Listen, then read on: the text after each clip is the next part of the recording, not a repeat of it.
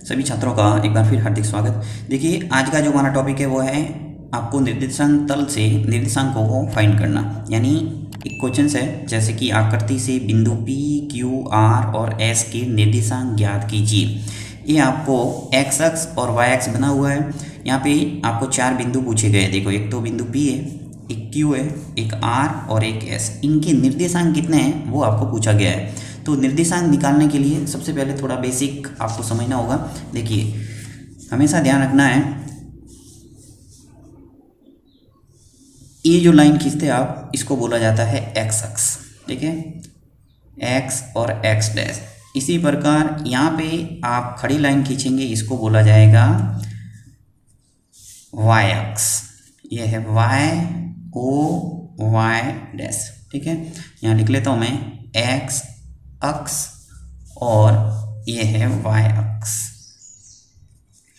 अब आपको ध्यान रखना है कि हमेशा ये जो जीरो है, इस जीरो के राइट हैंड साइड में हमेशा आपको पॉजिटिव में नंबर लिखने हैं। जैसे कि यहाँ पे आपके ग्राफ पेपर पे एक एक बॉक्स बराबर 1 2 3 4 लिख सकते हैं। यानी एक बॉक्स है वो पूरा 1 सेंटीमीटर का होता है, ये थोड़ा ध्यान रखना है आपको। ग्राफ पेपर पे जो भी बॉक्स बना हुआ है ये 1 सेंटीमीटर का होता है। और 1 सेंटीमीटर के अंदर कितने मिलीमीटर होते हैं? 10 मिलीमीटर होता है। और 10 छोटी छोटी लाइनें आपको देखने को मिलेगी। आपको क्या करना है, एक जो बड़ा बॉक्स है उसके बराबर 1, उसके बाद में दूसरा बॉक्स है वहाँ 2, तीसरा बॉक्स है वहाँ लिखना है 3, चौथा बॉक्स है वहाँ लिखना है 4। ठीक है, ये सब प्लस में लिखेंगे। इसी प्रकार आगे बढ़ते रहे आप। लेफ्ट हैंड साइड में आपको लिखना है माइनस में। यानी पहला जब बॉक्स होगा वहाँ -1, फिर दूसरा बॉक्स होगा वहाँ पे -2। यानी लाइन जो होगी ग्राफ पेपर की बिल्कुल एग्जैक्ट उसके नीचे ही आपको लिखना है। ठीक है, इसी प्रकार आगे चलता रहेगा। -3, बहुत जने गलती करते हैं, उल्टा लिख लेते हैं, साथ ही माइनस प्लस का इधर माइनस लिख लेते हैं, इधर प्लस लिख लेते हैं। तो आपको पूरा ध्यान रखना है, राइट हैंड साइड में धनात्मक और लेफ्ट हैंड साइड में ऋणात्मक संख्या लिखाना है। उसके बाद में इसी प्रकार वाई एक्स पे, तो वाई एक्स पे आपको जीरो के ऊपर, यानी ऊपर आपको सभी प्लस में लिखना है 1, फिर दूसरा बॉक्स पे 2, तीसरे बॉक्स पे 3, चौथे बॉक्स पे 4, ऐसे करते करते आगे बढ़ना है। और नीचे है वो माइनस में -1, -2, -3, -4। ये आपको बेसिक पता होना चाहिए। वहाँ पे तो सीधा आपको निर्देशांक की पूछा इस क्वेश्चन के अंदर तो, और सीधा आपके सब लिखे हुए। परंतु जो रैखिक समीकरण युग्म का आपको ग्राफ वाला जो क्वेश्चन आता है उसके अंदर सभी आपको ये बेसिक पता होना चाहिए, तभी आप ग्राफ है वो अच्छे ढंग से ड्रॉ कर सकते हैं। अब देखिए यहाँ पे जैसे ये एक्स अक्ष है और ये है वाई अक्ष। अब यहाँ पे जैसे मैं एक बिंदु बना रहा हूँ, यहाँ ये बिंदु फॉर एग्जांपल बिंदु P है, तो इसके जो निर्देशांक हो गए, देखिए यहाँ से अगर मैं इसको सीधा ऐसे मिलाऊं और इसको यहाँ से ऐसे मिलाते हैं तो जो बिंदु P है उसके निर्देशांक हो जाएंगे 1 और 1। यानी एक्स अक्ष का 1 है और वाई अक्ष का भी 1 है। पहले हमेशा देखिए निर्देशांक हमेशा एक्स और वाई के रूप में लिखना है आपको। पहले हमेशा एक्स आएगा और दूसरा वाई आएगा। तो x निर्देशांक भी 1 है और y निर्देशांक भी क्या है? 1। तो मैंने क्या लिखा? 1 और 1।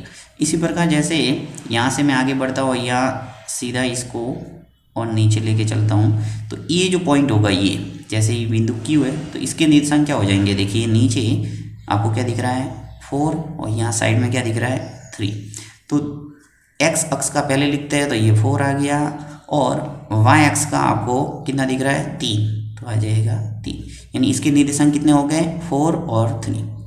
तो मुझे लगता है आपको अच्छे ढंग से समझ में आ गया होगा कि कोई भी बिंदु का उस निर्देशांक है वो किस ढंग से निकालते हैं। अब देखिए आराम से आप इस सवाल को कर सकते हैं। जैसे ये एक्स अक्ष है, एक्स ओ एक्स डैश और वाई ओ वाई डैश। ठीक है, यहाँ पे जो लाइन खींची गई है यहाँ क्या है? नीचे 1 है। यहाँ मैं लिख के बता देता हूँ आपको, क्योंकि पहला लाइन खींची है इसलिए दिख रहा नहीं है आपको। 1, उसके बाद में 2, यहाँ देखिए कोई नहीं है तो इसका मतलब कितना है? 3, ये 4, यहाँ कोई नहीं है तो कितना है? 5। इसी प्रकार यहाँ पे देखो 0 के बाद में ये 1, 2, यहाँ आ जाएगा 3, फिर 4 और यहाँ है 5। सब जगह लिख लो। देखिए यहाँ माइनस में ध्यान रखना है, 0 के नीचे यहाँ -1, ये -2 है, ये -3, -4 और -5। एक्स अक्ष का भी लिख लो, देखो -2 है, इसका मतलब यहाँ क्या है -1, यहाँ -3 आ जाएगा, यहाँ -5 आ जाएगा। सभी आपने पॉइंट लिख लिए। अब देखिए यहाँ पे बिंदु P के जो निर्देशांक है क्या निकल के आ रहा है, एक्स अक्ष का पहले देखना है, ये जो लाइन है वो कहाँ जा रही है, नीचे 5 पे, तो यहाँ आ जाएगा x का 5। उसके बाद में ये जो लाइन है वो कहाँ जा रही है, देखिए y अक्ष पे 3 पे, तो यहाँ आ जाएगा 3। यानी बिंदु P है उसके निर्देशांक कितने निकल के आ गए, 5 और 3। ओके, इसी प्रकार बिंदु Q के निर्देशांक क्या होंगे, देखिए हमेशा आपको x अक्ष का ही पहले लिखना है, तो x अक्ष का क्या दिख रहा है आपको, -4, तो यहाँ लिखूंगा मैं -4। y अक्ष का आपको दिख रहा है यहाँ से जाता हुआ सीधा 6 पे, तो आ जाएगा यहाँ 6। यानी q के निर्देशांक है वो -4 और 6 है। चलिए आगे बढ़ते हैं, p हो गया, q और अब देखते हैं r। तो r के निर्देशांक यहाँ पे जा रहा है ये -3 पे, क्योंकि यहाँ -3 है, तो x का निर्देशांक हो गया -3 और y निर्देशांक कितना है, -2, क्योंकि 2 पे जा रहा है, ये हो -2। नेक्स्ट s पॉइंट है वो क्या है, देखिए s है वो कहाँ से निकल रहा है, 1 से, x निर्देशांक हो जाएगा इसका 1 और y निर्देशांक कितना है, -5, तो यहाँ आ जाएगा -5। तो इस ढंग से p, q, r और s इन चारों पॉइंट के निर्देशांक आपने निकाल दिया। ये इसके अंदर पूछा गया था कि पी क्यू आर एस के निर्देशांक ज्ञात कीजिए, तो आप साइड में लिख सकते हैं कि बिंदु पी के निर्देशांक, देखिए बिंदु पी है वो क्या है, 5 और 3। बिंदु क्यू के निर्देशांक क्या है, -4 और 6। इसी प्रकार बिंदु आर के निर्देशांक क्या है, -3, -2 और एस के निर्देशांक है 1 और -5। तो बहुत ही सरल है निर्देशांक निकालना, इसमें किसी प्रकार को कोई डाउट है आप कमेंट बॉक्स में लिख सकते हैं। Thank you.